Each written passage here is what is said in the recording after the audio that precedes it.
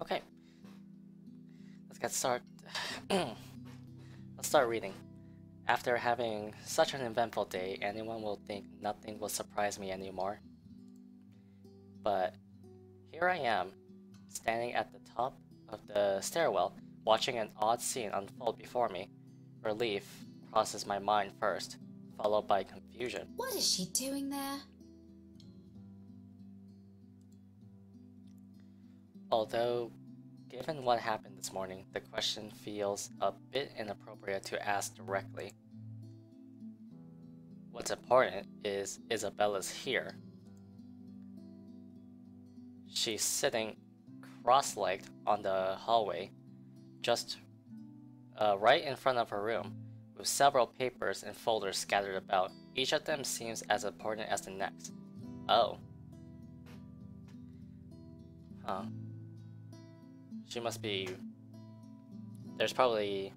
I don't know. Why is she outside?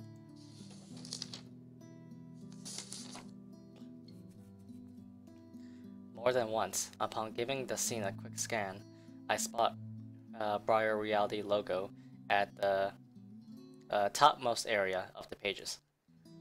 Everything considered, it looks like a mess made by a third grader working on crunch time. The landlady will have a few things to say about this when she finds out. I have a few things to say about this myself, in fact. But something in the calm, focused manner she holds herself at present keeps me from disturbing her with that reminder. She's going through each paper with this intensity. Her brows are furrowed, lips in a tight line, both hands moving in precise movements as she shifts through each sheet. When she finds something of note, she moves closer, nose almost touching whatever paper she's holding, and grabs her phone to call someone. Hello. Sorry to call you this late. There's something I just want to confirm, if that's okay. Yeah. Oh. Okay. Thanks anyway. Not that one either. It's a cycle. She goes through call after call, then after the last one ends, she shuffles through the pile again and dials another number. Is it work? I've never seen her this engrossed with her own work before. Otherwise, she would have noticed my presence the moment I reached our floor. After the 9th call, she still appears as oblivious to it as when I arrived. When she lets out a loud sigh this time, I immediately take that as an opportunity to interrupt. Isabella, you know the house rules here. At once, her head jerks back and hits the concrete wall behind her with a thump. Oh, that's gonna hurt. That's really gonna hurt. There's the Isabella I know. Glad it's still there. I allow her a moment to nurse it before speaking again. Becca, you're late! Yeah, I ran into a little trouble at the cafe. But I brought food for the two of us, if you haven't eaten anything yet. As anticipated, she grins once I raise the bag of food I'm holding. Yet, it doesn't reach her eyes. There's nothing of the cheerful glint in it this time. Just a hollow tone for the sake of being polite. Ashton's right. Something's happened. Yeah, maybe later. She's refusing food? I've gotta finish this first. Just leave it here. I'll eat it once I'm done. Thanks, Becca. You can't eat this here. You know how the landlady would react. Why are you even walking outside? Your room's right there. I like her accent, Rebecca's. I know. Sorry. It just feels stuffy in my apartment right now. I'll go back inside once everything's been aired out. I promise. That has never bothered you before. Well, it bothers me now. Oh, really? Just now? I find that hard to believe. Yeah? Shouldn't you be happy? I mean, you've been complaining even if it's not your room. Now I know how you're feeling when it's messy, so I'm going to clean. Isn't that a good thing? In spite of what's supposed to be a good news, an exhale comes from me, drawn out and slow. It's a good thing, Isabella. Believe me. But you're as bad as Zachary at lying. What's really going on? She hastily averts her eyes. A surefire indicator this is going to be one of those lengthy conversations that can possibly end with the other person angry. Again, it's one thing I like to avoid tonight at all costs. Still, I made a promise to Ashton and Zachary. If she didn't talk to them, who else is she going to talk to? If she keeps this all to herself, who knows what might happen? Isabella, you can tell me.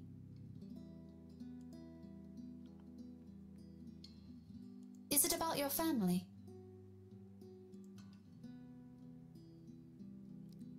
A slight movement of her lips.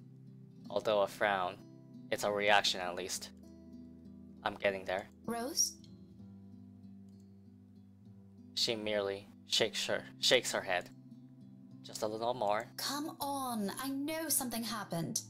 I don't know if it's because of Rose, but I know it's related to her somehow.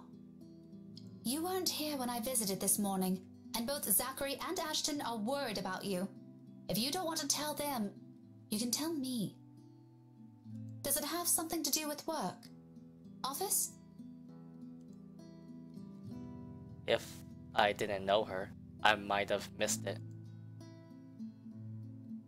She shifts then, her fist clutching her tight and teeth biting her lower lip, and there's fear. The look of terror in her is the last thing I expected to see out of everything. Her mouth trembles briefly before she opens them. When she finally voices it out, the words simply spill out of her mouth, one after another. All of it. True to what I promised her, I listen. Because this is something she's been keeping to herself, even from the two most dependable people I know. The fact she chooses to tell me this speaks a lot to me. Becca, she was there again. Last night? In the office? Boss passed me all of Rose's workload yesterday. For the Ermengarde mansion. I had to stay late to finish them all. And then, when I was about to go home, I saw her. I saw her again. She was standing in front of me again last night, Becca. I couldn't get away. She was blocking the door. If I hadn't hidden myself, even if I made the tiniest noise, if she found me, Becca, she almost did. If she saw me under my table, I think that would have been the end of it. I'm scared. I'm so scared I won't be able to do anything. Jesus, she's... Okay, you won't tell Ashton, but... Why Rebecca? By the end, her hands are trembling and her breathing comes out in rasping intervals. For a long moment, I let the silence stretch out between us, let her sobs fill it instead. But even as her soft whimpers die down,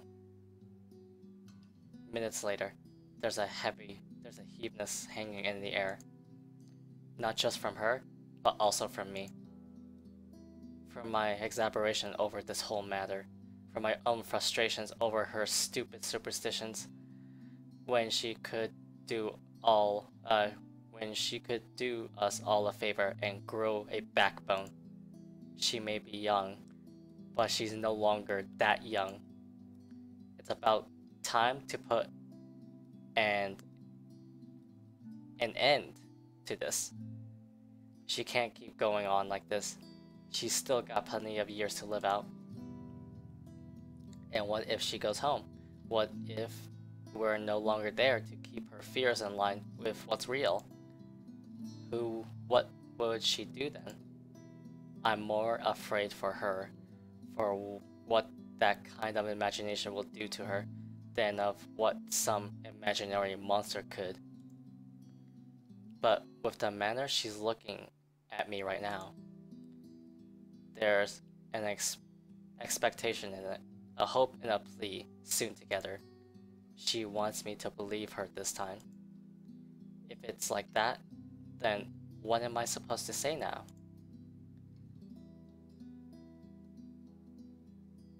What she wants to hear, or what she needs to?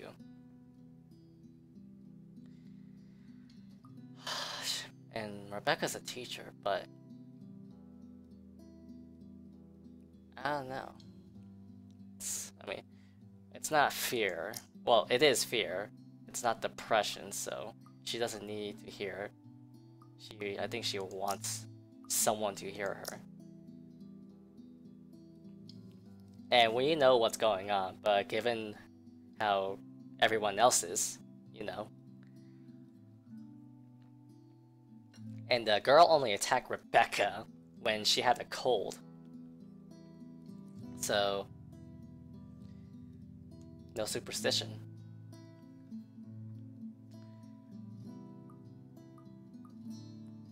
But benefit of the doubt, right?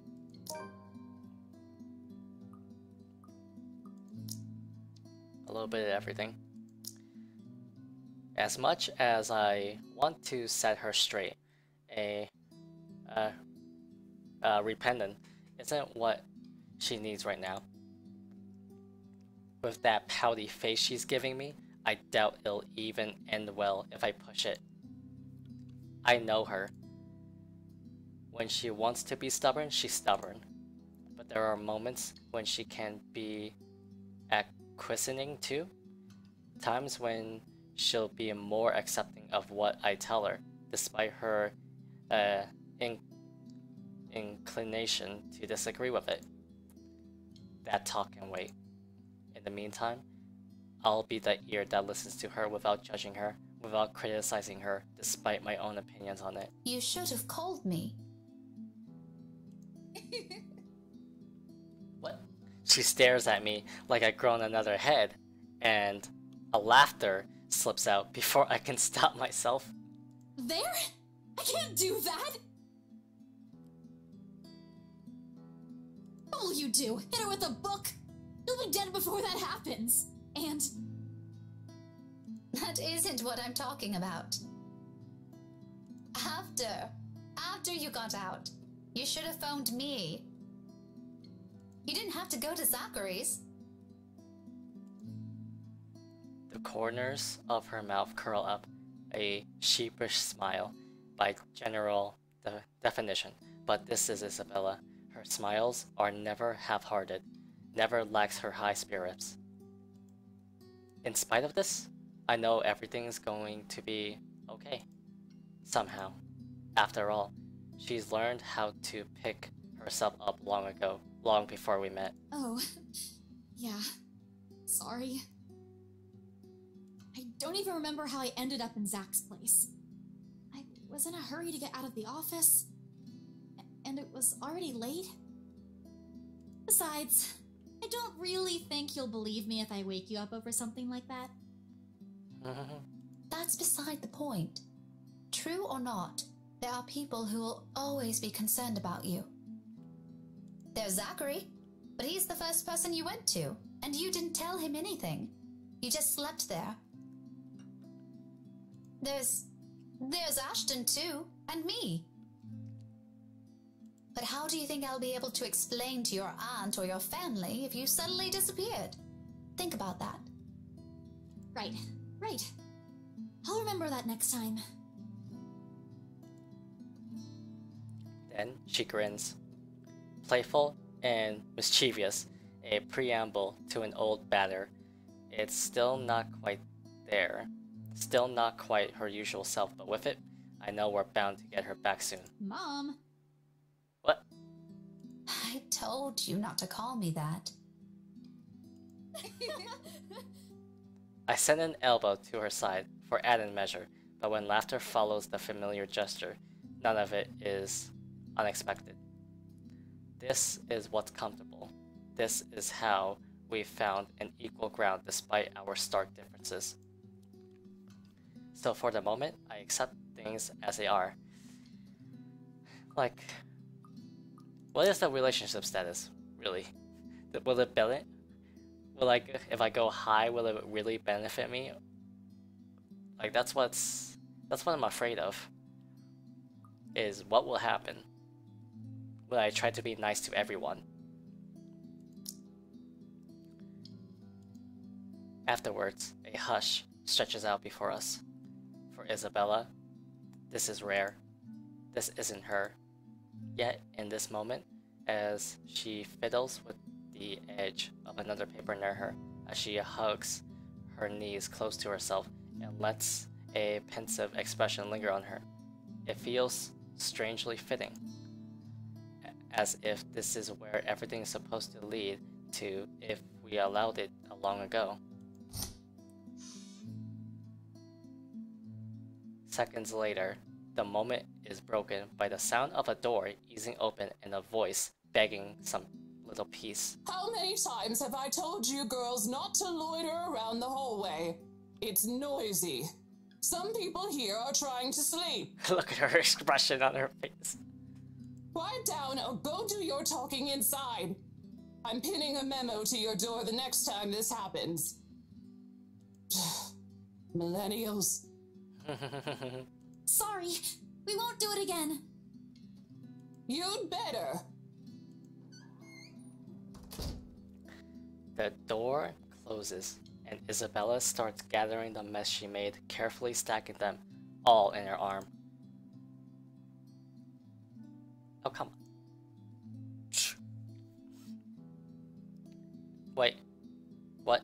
At a loss for what to do. I help pick them, wait, what? I help pick them, and the first time I get a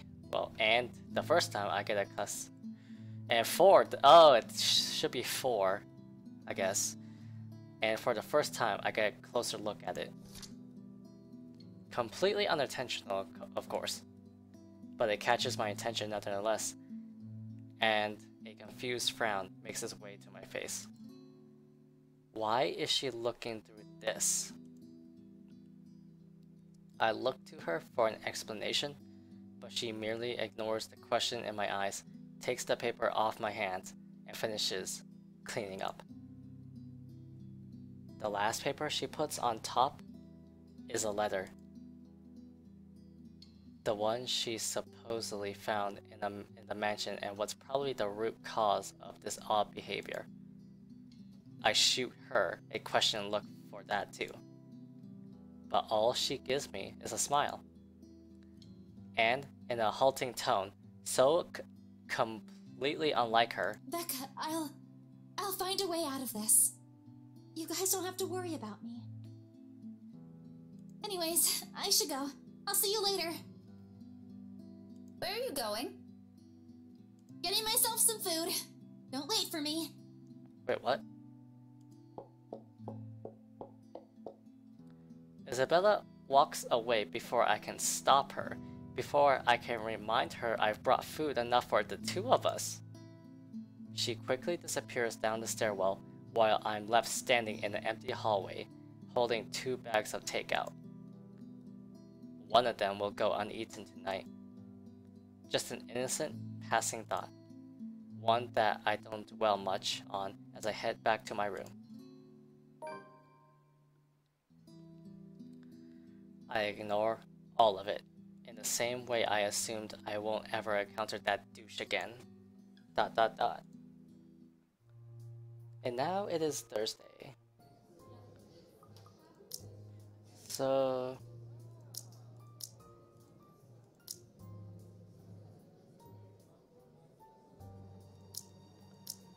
I bet Ashton is right here, and probably Luke is there. Who knows? But it's the 27th.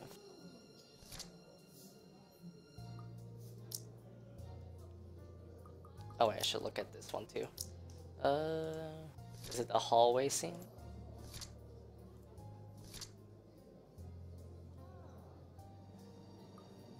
Oh well, close enough. So the brief lull the past 2 days has offered is nice while it lasted. Or as nice as it can get, with worries of Isabella's whereabouts creeping up to me every now and then.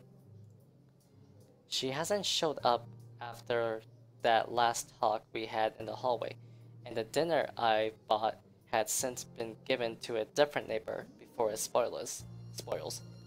By all means, this shouldn't be anything to lose sleep over. She's gone on work trips before, usually for a day or two. This might simply be one of those, although it's often with a message saying exactly where. But it's the dour note she has ended our last chat with that gnaws. Like an ugly premonition. And as expected, just as things start to settle and a steady rhythm finally worms its way back to my routine, Thursday morning brings further disturbance to the now calm waters. With little ceremony, though still enough to ripple through everything. In retrospect, I really should have seen this coming. Luxbourne is a small city, relatively speaking, compared to, say, London or Glasgow? It's nothing but a tiny mass of land, boasting a mere population of 68,000. But those numbers alone are nothing to scoff at when standing in a busy street. And if you pay close enough attention, faces taking the crosswalk or riding the subway will soon grow familiar. How unfortunate that out of that number, it has to be Tio fucking Luke I encounter more than once. Oh, you know, a few problems popping up here and there that the agents failed to tell us somehow. Nothing a few hired hands can't fix, of course. I would have preferred a place near the city and something that's new to save us all the trouble, but darling wife insisted. Who am I to say no? Ah, are you kidding me?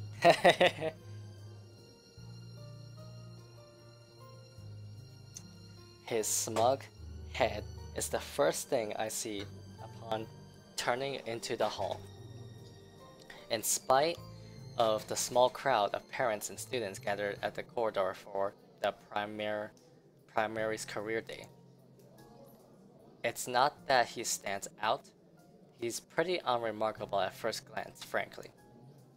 However, it's his countenance that draws people's eyes to him. The manner he carries himself with all the confidence in the world, his mere presence dwarfing everything around him. I'm willing to make a bet he's also enjoying the attention it garners him, especially the ones coming from the women. What an ass. A single glance at him, and I know immediately that one way or another, if we ever bump into each other again, my day will effectively be ruined in some capacity. He also excludes that air, the sort that makes you want to run him over with a lorry and pass it off as an unfortunate accident. With him, it's either you want to punch him or let yourself be charmed. There's no in between. I'll gladly do the honor of the former myself, but alas, there are people around us. Now I'm stuck with having to face one of the two. I shouldn't have volunteered. At the time, helping out sounded a good idea. I've no classes left today until after lunch. I could have opted to stay at the teacher's lounge and work on my lesson plans, but that means being left alone with our deputy head and his chatter. He's a good man, but grievance, he can talk anyone's ears off. So the moment an opportunity arose, I jumped on it. It's a simple task to boot.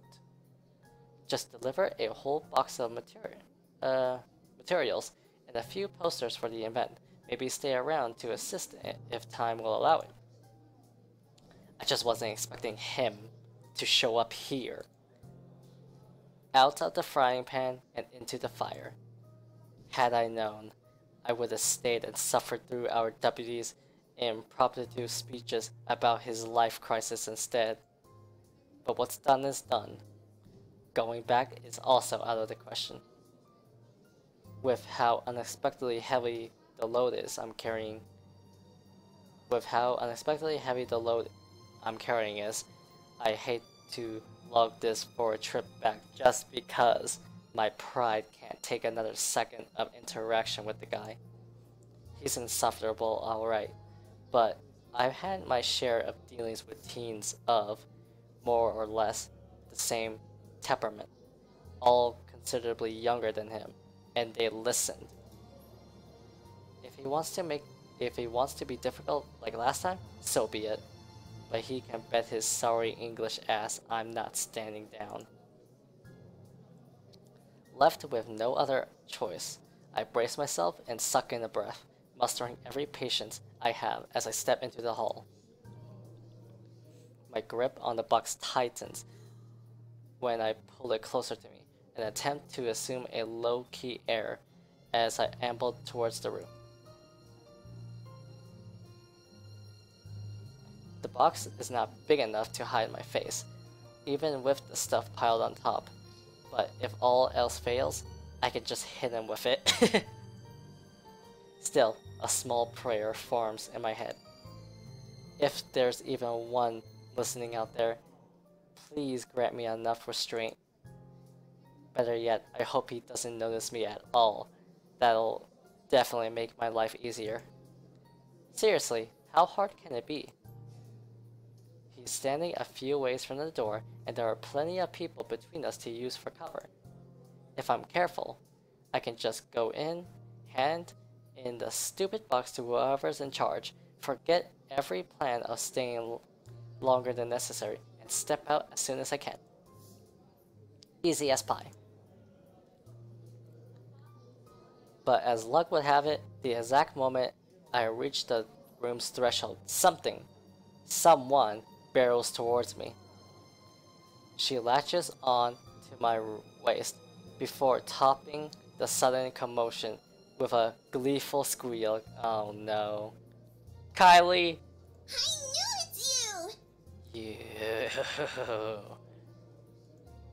The force of it nearly throws me off balance, sending the items stacked atop the box tilting dangerously to the sides.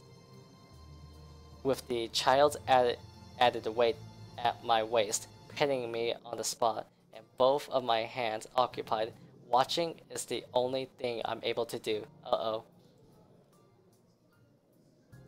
The short seconds in between slows as everything gradually slides off the box's small surface.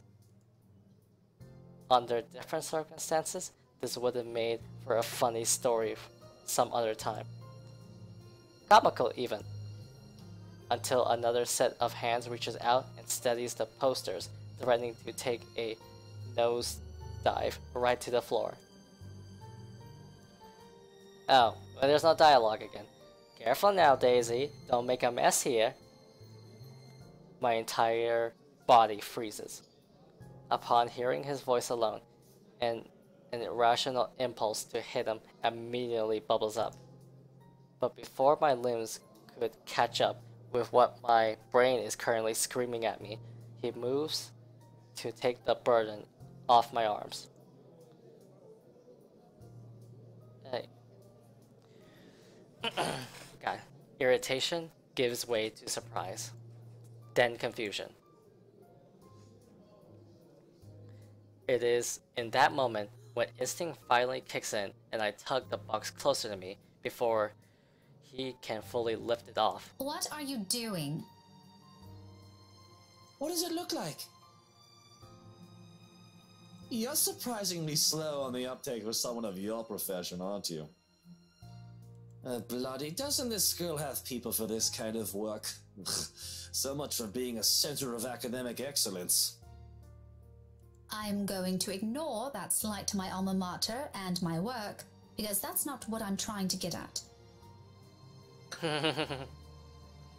You know what? Why don't we just rephrase that to something you'll easily understand? Why exactly are you doing this? Well, you look like you could use a bit of help. Have you seen your face while you were heaving this around? Oh, he was watching. Mister, I'm pretty sure if there's ever a look on my face, it's entirely because I saw something extremely unpleasant this morning. Aren't you a ball of sunshine today, Daisy? Having a bad day, aren't we? Oh, you have no idea. I'd put it away if I were you. You might scare the children. You don't have to worry about that. This isn't my department. I was just asked to bring these. Anyway, I can handle this myself, mister. The room's just right over there. Behind you, in fact. Now, if you could please move over and make way, it would do the whole world some good. Keeping my voice level throughout is a miracle in itself, but regardless of how polite my request is, he doesn't budge. Did what I just said merely flew over his head? Were my choice of words really that difficult to comprehend? Surely it shouldn't be that hard. I think he might be a little touched in the head. I like to ask him that actually, but Kylie chooses that instant to pipe in. Don't worry, Miss Pink. Tio's strong. You can leave this to him. My papa does it lots of times, but I'm not allowed to talk about it to anyone. Huh? Tio says it's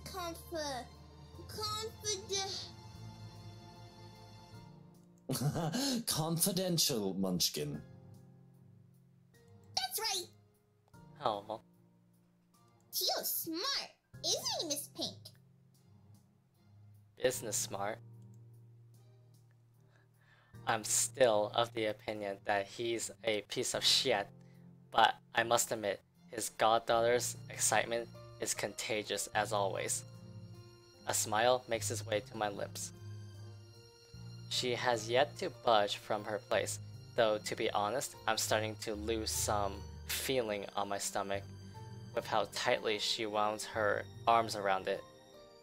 I'm sure he is, Kylie, but I'm also sure he'll find better use for it elsewhere.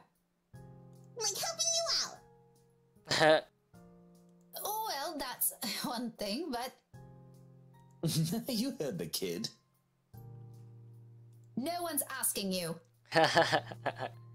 You wound me, woman. That's the point.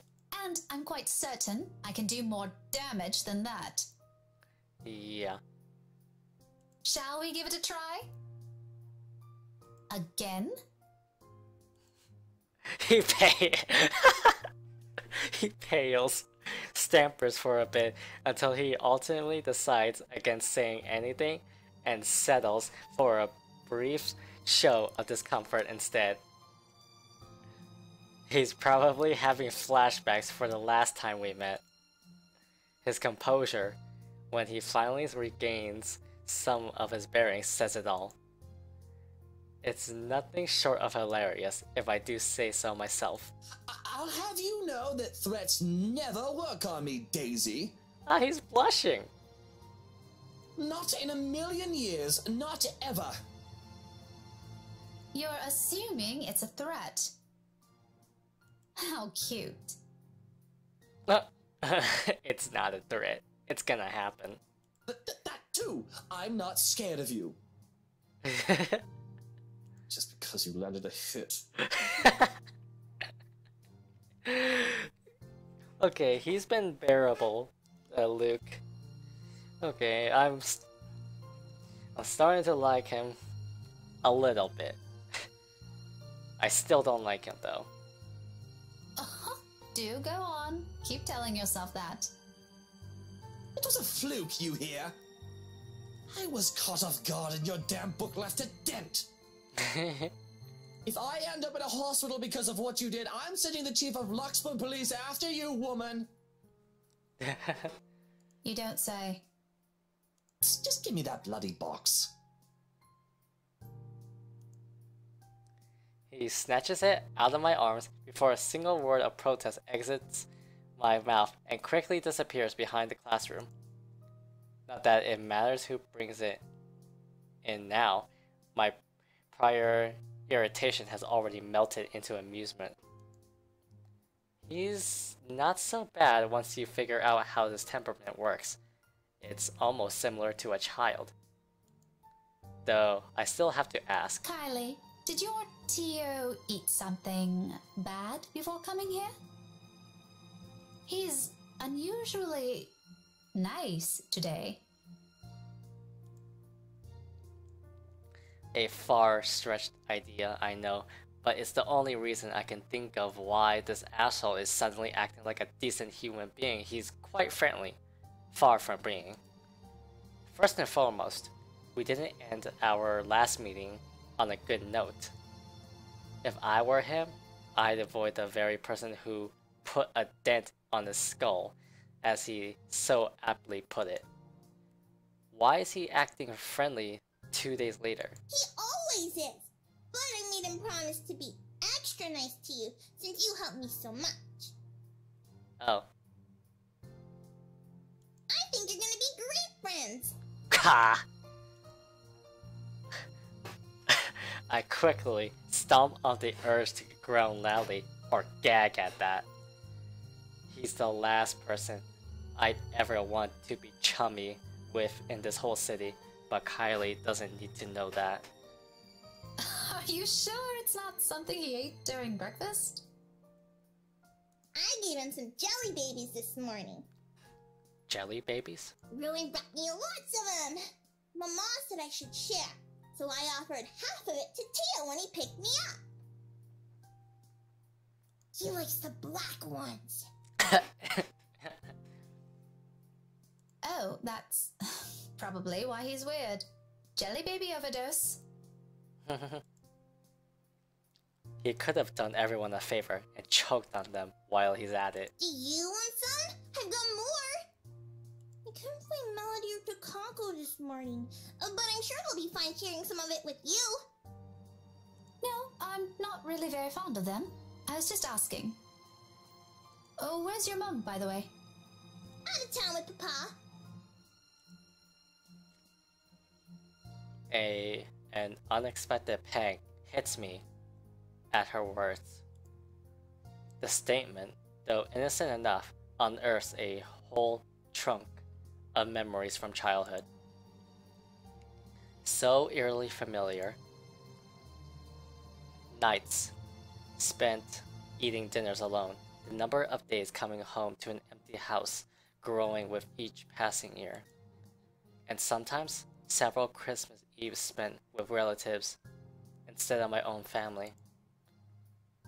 It's too late to think about it now, but when I remember, the dull ache is still there, familiar, though lessened by the years now. Beside me, Kylie takes a step back, having gotten tired of clinging to me. There's nothing but cheer in her. She doesn't seem too affected by the fact. Although it makes me wonder how much of it is real, and how much is there to mask the loneliness, if there's even one. What a lucky child. Weren't they informed of career day beforehand? Yeah, I told them all about it. Mama was looking forward to it. And they still left? Uh-huh. It's important business, so it can't be helped. They promised to tell me about it when they come back tomorrow, though. Papa said he'll give me a gift if I behave. I've been a good girl, right, Miss Pink? You always are. But they asked that douche, they asked your Tio to look after you? For this? They asked that douche, they asked your Tio. Nope, they didn't. No? Then how? It was supposed to be Tia. Mama likes her better than Tio, so she asked her, but she's sick and had to visit the doctor today. How is she? She's sick? Sick. She didn't wear that amulet, did she?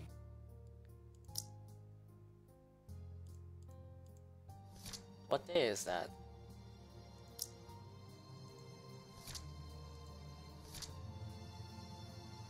I know, over here.